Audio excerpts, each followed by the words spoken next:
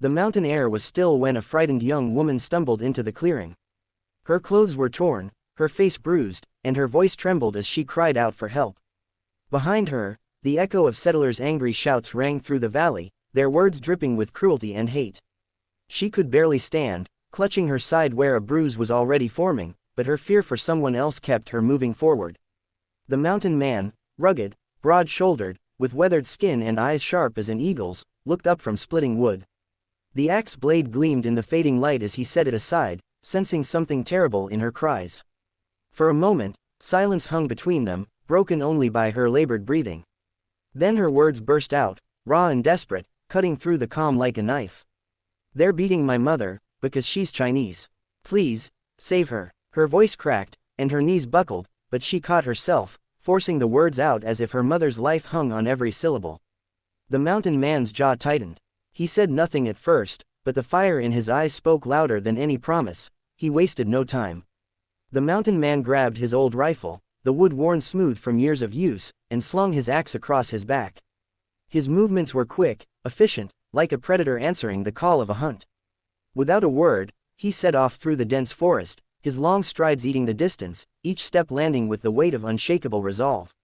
The young woman followed, stumbling over roots and rocks, her lungs burning as she tried to keep pace. Tears streaked her dirt-stained cheeks, but she refused to stop. "Please, hurry," she whispered, more to herself than to him, her voice nearly swallowed by the rustling of branches. The mountain man's face remained stern, unreadable, but his grip tightened around the rifle. He moved like thunder, his presence fierce and unyielding, as though the forest itself cleared a path for him. As they broke through the tree line, the sounds grew sharper, mocking laughter, harsh voices, and the distinct crack of wood striking flesh. Then came the scream, a woman's scream, high and raw with pain. The girl's heart nearly gave out at the sound, but she pushed forward, her legs trembling. They emerged into the clearing of the settlement. There, under the dim orange glow of lanterns, the settlers stood in a circle. At the center, her mother lay on the ground, her small frame hunched over as sticks and whips rained down upon her. Every strike was met with jeers and cruel words, their hatred pouring out like venom. Some settlers shouted slurs, others laughed as though it were entertainment.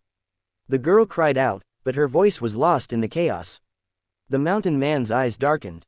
He took in the scene, the woman's bruised face, the blood dripping from her arms, the settler's twisted glee, and something primal shifted inside him. His hand flexed on the rifle. The stillness of the mountains had ended. What came next would be a storm.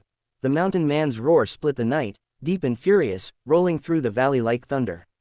The settlers froze mid-swing, their whips and sticks hanging in the air, shock rippling through the circle. For a heartbeat, silence held them captive. Then one sneered, spitting into the dirt. "This ain't your fight, old man," he snarled. The mountain man stepped forward, eyes blazing, every muscle coiled with the strength of the wilderness. His presence alone seemed to shake the ground. He swung the axe by its handle, not with the sharp edge, but with the force of a hammer, and the first settler flew backward, the breath knocked out of him as he crashed into the dirt. The others hesitated, then rushed him all at once. The rifle butt cracked against a jaw with a sickening snap. A fist slammed into another man's ribs, the sound of bone giving way making the others falter. He moved with controlled fury, each strike deliberate, efficient, and devastating. The settlers, so bold in their cruelty, now stumbled over each other in panic, their bravado crumbling under the sheer force of his rage. The girl fell to her knees beside her mother, shielding her fragile body with her own as chaos raged around them. She clutched her mother's hand, whispering through sobs, "It's okay, Mama, it's okay, he's here now." Her mother's breaths were shallow, her eyes half closed, but a faint glimmer of relief flickered across her battered face as she heard the settlers screaming instead of her. One man lunged at the mountain man with a knife, but the blade never found its mark. The rifle swung, connecting with his temple, and he dropped like a stone. Another charged, only to be lifted by his collar and hurled to the ground so hard the dust rose in clouds around him. The settlers had brought their numbers, but he had brought the storm, and the storm showed no mercy. By the time the last of them staggered back, bruised and bloodied, the ground was littered with groaning bodies.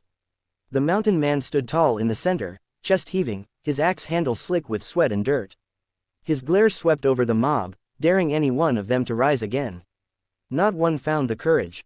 The cruelty that had filled the clearing moments before had been replaced with silence, broken only by the ragged gasps of the defeated. the dust slowly settled, drifting in the air like smoke after a fire.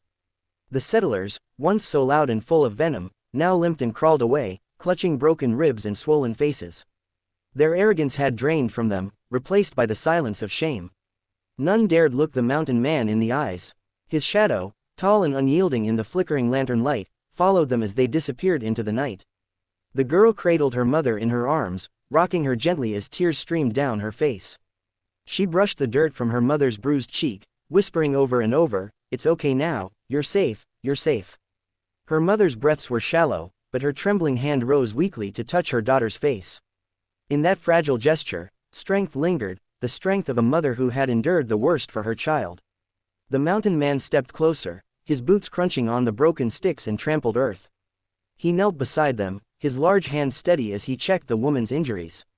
His eyes, hard as stone in battle, softened at the sight of her frailty. He tore a strip from his own shirt, binding the wound on her arm with surprising gentleness. He said nothing, but his actions spoke for him. The girl looked up at him, her voice breaking. "You saved her, you saved us." He shook his head slowly, his expression grave. "No one should have had to ask," he muttered, his voice low but filled with weight. He rose to his full height, staring into the dark line of trees where the settlers had vanished. His grip tightened on the rifle, not in anger now, but in silent promise. The valley was quiet again, but it was not the same silence as before. It was heavier, alive with the echo of what had just happened. The settlers would remember tonight. They would remember the man who stood against them, the storm that rose when cruelty dared to show its face. The girl clutched her mother, rocking her gently, whispering prayers into her ear. The mountain man stood guard, his figure a watchtower against the night. In the stillness of the mountains, a vow was born: as long as he drew breath, no innocent cry for help would go unanswered.